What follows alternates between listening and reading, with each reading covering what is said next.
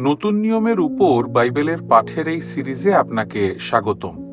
এই ৪২টি পাঠে আমরা ৪টি সুসমাচারে প্রদত্ত প্রভু যিশুর ইতিহাস সম্পর্কে শিক্ষা দেব। আমরা বেথলেহেমে খ্রিস্টের নতনম্র জন্মের পূর্ববর্তী দিনগুলি দিয়ে শুরু করব। এরপর আমরা তাঁর আশীর্বাদ ধন্য পরিচর্যা, তাঁর কষ্টভোগ, তাঁর মৃত্যু এবং পুনরুত্থান সম্পর্কে আলোচনা করব। পৃথিবীতে তার নতনম্র জীবন তার স্বর্গারোহণের মাধ্যমে শেষ হয় এবং এর পরে পবিত্র আত্মার আশীর্বাদপূর্ণ বর্ষণ আমরা লক্ষ্য করতে পারি। পরিশেষে আমরা সর্বকালের সর্বশ্রেষ্ঠ সুসমাচার প্রচারক প্রেরিত পৌলের আহ্বান এবং পরিচর্যা সম্পর্কে শিক্ষা দেব। এই শেষ পাঠগুলি প্রেরিতদের কার্যবিবরণী থেকে শেখানো হয়েছে এবং পৌলের মিশনারি যাত্রাগুলি এর মধ্যে অন্তর্ভুক্ত রয়েছে। এই বক্তৃতাগুলির সাথে উপস্থাপিত প্রশ্ন এবং তত্ত্বজ্ঞান অনুশীলনগুলির সাথে পাঠ্য নির্দেশিকাটি ব্যবহার করতে ভুলবেন না। আমরা আশা করি এই পাঠগুলি আপনার জন্য আশীর্বাদের কারণ হবে। ধন্যবাদ। খ্রিস্টের জীবন ও পরিচর্যা সম্পর্কে আমাদের বাইবেল অধ্যয়নের ১২ নম্বর পাঠে দৃষ্টান্ত এবং অলৌকিক ঘটনা সম্পর্কে আলোচনা করা হয়েছে। আবার এখানে দুটি অংশ রয়েছে। প্রথম অংশে যিশু দৃষ্টান্ত দিয়ে শিক্ষা দিতে শুরু করেন এবং আপনি মার্কের ৪ অধ্যায়ের ১ থেকে ৩৪ পদে তা দেখতে পাবেন। তারপর আমাদের পাঠের দ্বিতীয় অংশে যিশুর ঝড় থামানোর বিষয়ে আলোচনা করা হয়েছে। আপনি মার্কের ৪ অধ্যায়ের ৩৫ থেকে ৪১ পদে তা দেখতে পাবেন। তাই আমরা দৃষ্টান্ত দিয়ে শুরু করি। যিশু দৃষ্টান্তগুলি শিক্ষা দিতে শুরু করেন। মার্কের ৪ অধ্যায়ে ১ থেকে ৩৪ পদ। আবার যিশু গালিল সমুদ্রের ধারে এবং বহু লোকের ভিড়ে ঘেরা এবং তিনি তাদের শিক্ষা দিচ্ছেন এবং তিনি দৃষ্টান্ত দিয়ে তাদের শিক্ষা দিতে শুরু করেন। দৃষ্টান্ত কি? দৃষ্টান্ত হলো একটি সহজ গল্প যা একটি নৈতিক বা আধ্যাত্মিক শিক্ষাকে চিত্রিত করে। তাই যিশু মানুষকে একটি শিক্ষা দেওয়ার জন্য প্রতিদিনের উদাহরণ ব্যবহার করতে চলেছেন। দৃষ্টান্ত এত সহজ যে সাধারণ মানুষ তা বুঝতে পারে। তাই যিশু বীজ বপনকারীর দৃষ্টান্তটি শেখাতে শুরু করেন। তিনি বলেন, একজন বীজ বপনকারী তার বীজ বপন করতে বেরিয়ে পড়েন। এখন আমাদের অতীতে প্যালেস্টাইন দেশে এবং যিশুর পৃথিবীতে থাকার সময় ফিরে যেতে হবে। তারপর একজন বীজ বপনকারী তার বীজের বালতি নিয়ে তার ছোট্ট জমিতে যান এবং তারপর নিজের হাতে করে সেই বীজ ছড়াতে থাকেন। এখন এই বীজের কিছু অংশ রাস্তার ধারে পড়ে। এটা রাস্তা, কঠিন মাটি, আর সেই বীজ পাখিরা তুলে নিয়ে চলে যায়। সেই বীজ সেখানে আর থাকে না। তারপর কিছু বীজ পাথুরে জমিতে পড়েছিল। এখন সেই বীজ অঙ্কুরিত হবে, খুব দ্রুত অঙ্কুরিত হবে এবং এটি বৃদ্ধি পেতে শুরু করবে। কিন্তু যখন সূর্য ওঠে এবং তাপ আসে তখন সেই গাছটি শুকিয়ে যায়, কারণ এর কোনো শিকড় নেই এবং এর কোনো মাটিও নেই। তারপর এমন কিছু বীজ আছে যা কাঁটার ঝোপের মধ্যে পড়ে। আচ্ছা, এই কৃষক কেবল জমির একটি ছোট অংশ প্রস্তুত করেছে এবং সেই জমির চারপাশে আগাছা, কাঁটা গাছ এবং কাঁটা ঝোপ থাকবে। যখন তিনি এই বীজ ছড়াচ্ছিলেন তখন এর কিছু অংশ সেই আগাছার মধ্যে পড়েছিল এবং তারপরে এটি অঙ্কুরিত হয়েছিল। এটি বাড়তে শুরু করে। কিন্তু যখন সেই কাঁটাগুলি বড় হতে শুরু করে এবং বড় গাছে পরিণত হয় তখন তারা সেই বীজকে চেপে দেয়। কিন্তু তিনি তার এক টুকরো জমিতে, ভালো জমিতে, যে জমি তিনি প্রস্তুত করেছিলেন সেখানে বীজ বপন করতে গিয়েছিলেন। সেই জমিটিকে তিনি লাঙল দিয়ে টেনে সমতল করে দিয়েছিলেন। আচ্ছা, সেই বীজ সেই জমিতে পড়ে, শিকড় ধরে এবং বাড়তে শুরু করে এবং অবশেষে ফল ধরে প্রায় 30 গুণ, 60 গুণ, এমনকি 100 গুণও। আমরা সকলেই জানি যে যখন একটি গাছ বেড়ে ওঠে এবং ফল ধরে তখন আরও বেশি বীজ হয়। আর ভালো জমিতে পড়া বীজের ক্ষেত্রেও তাই হয়েছিল। এখন যিশুর শিষ্যরা তাঁকে এই দৃষ্টান্তটি ব্যাখ্যা করতে বলেন, এবং আমি কল্পনা করতে পারি যে আপনারাও জানতে চাইবেন যিশু এই দৃষ্টান্তের মাধ্যমে আসলে কি শেখাচ্ছেন।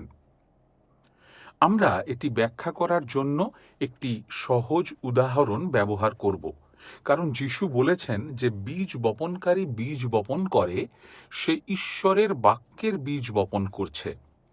তাই এটি একজন পরিচারকের মতো, যিনি মণ্ডলীতে দাঁড়িয়ে সুসমাচার প্রচার করছেন।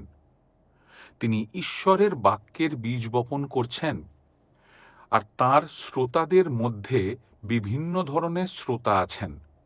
কারণ যে বীজ পথের পাশে পড়ে তা হল সেই বীজের মতো যা অঙ্কুরিত হয় এবং শয়তান কর্তৃক অবিলম্বে তুলে দেওয়া হয়।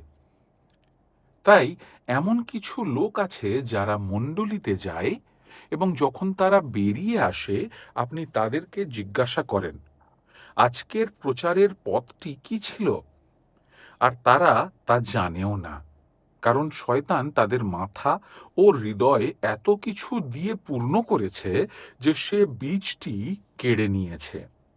তারপর যে বীজ পাথুরে জমিতে পড়ে তা এমন একটি বীজ যা আমরা বলবো দ্রুত অঙ্কুরিত হয়।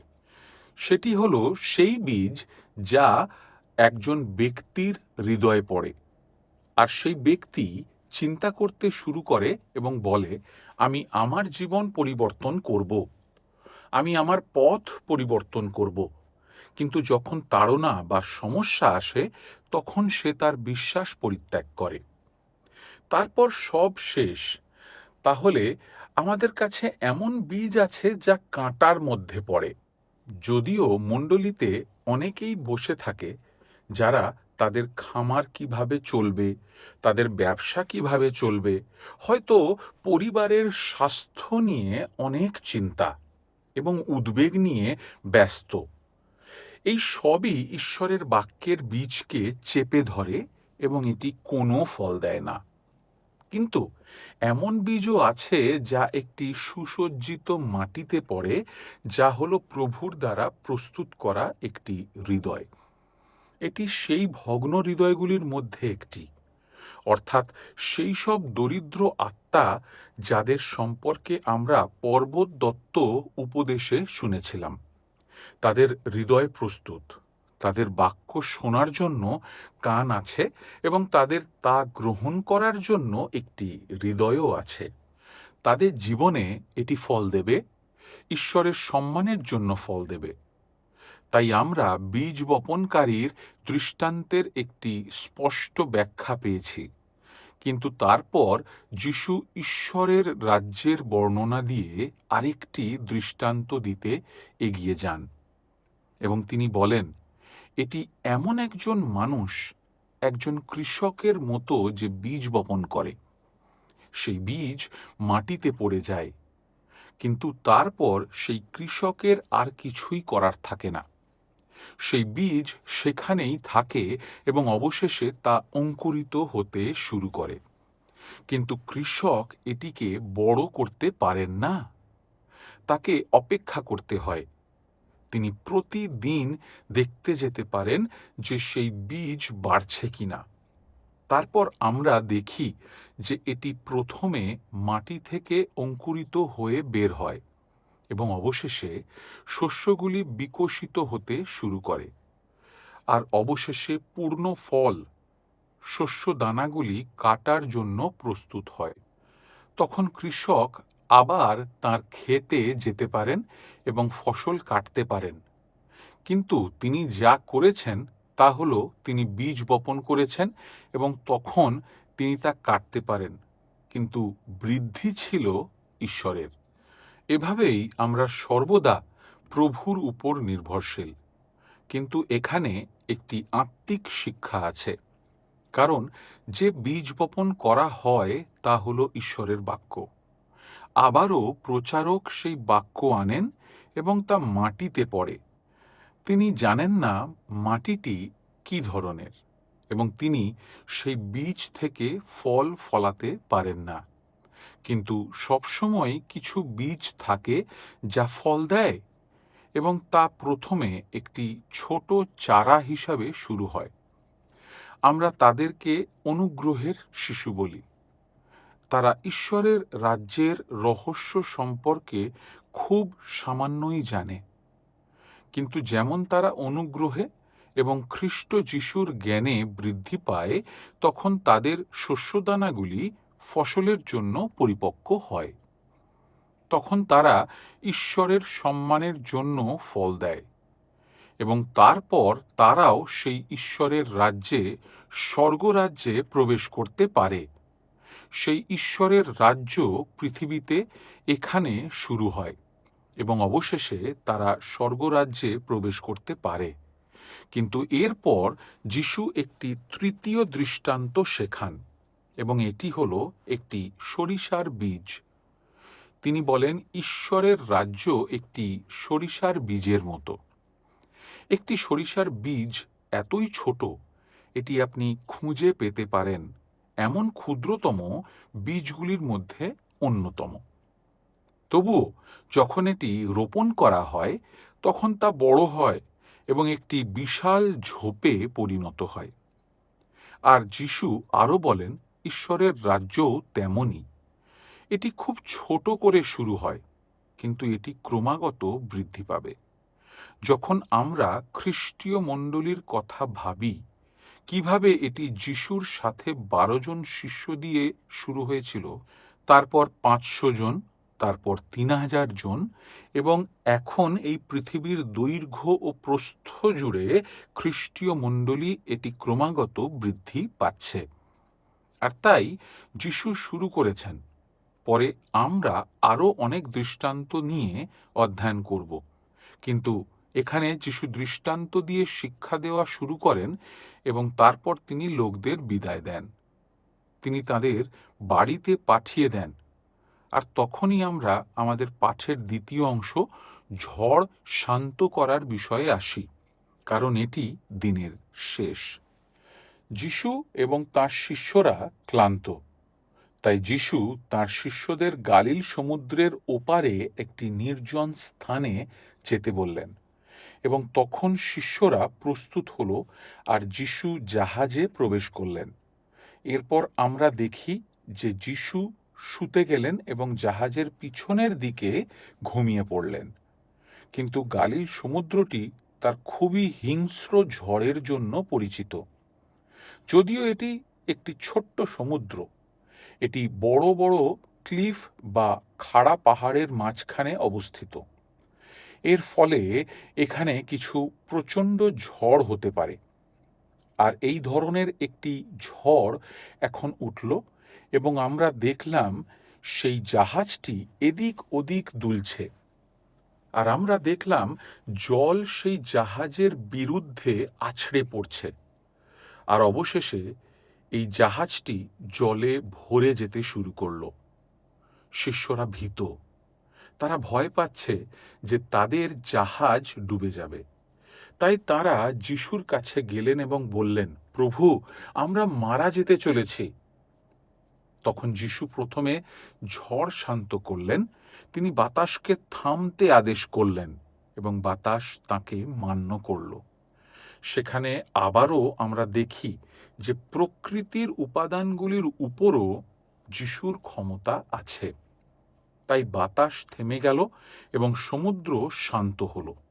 কিন্তু সেই শিষ্যদের হৃদয় তখনও শান্ত হয়নি। আর তখন যিশু তাদের দিকে ফিরে বললেন, তোমরা কেন ভীত হয়েছিলে? তোমাদের বিশ্বাস কোথায়? যেহেতু যিশু জাহাজে ছিলেন, তাই সেই জাহাজ বিনষ্ট হতে পারত না। শিষ্যরা জলকে এতটাই ভয় পেয়েছিলেন যে তারা যিশুর দিকে তাকায়নি। আর সেই কারণে যিশু তাদের তিরস্কার করলেন এবং বললেন, তোমরা কেন এত ভীত ছিলে? আমি জাহাজে ছিলাম এবং আমি বিনষ্ট হব না। সমস্ত কিছুর উপরে আমার ক্ষমতা আছে। আর তাই তিনি তাঁর শিষ্যদের ভর্ৎসনা করলেন এবং তাদেরকে দেখালেন এবং আমাদের দেখালেন যে প্রকৃতির উপরেও তাঁর ক্ষমতা আছে। কিন্তু আপনার এবং আমার জন্য এখানে একটি শিক্ষা আছে। তা হলো, যদি যিশু আমার জীবনের জাহাজে থাকেন, যদি যিশু আমার হৃদয়ে থাকেন, তবে আমাদের বিরুদ্ধে আসা ঝড়গুলিকে আমাদের ভয় করতে হবে না। কারণ যিশু যদিও আমাদের একটি মসৃণ যাত্রার প্রতিশ্রুতি দেননি, তিনি একটি নিরাপদ আগমনের প্রতিশ্রুতি দিয়েছেন। তাহলে আমরা যেন সেই যিশুর মধ্যে আমাদের আশ্রয় খুঁজি, যার প্রকৃতির উপরেও ক্ষমতা আছে। ধন্যবাদ।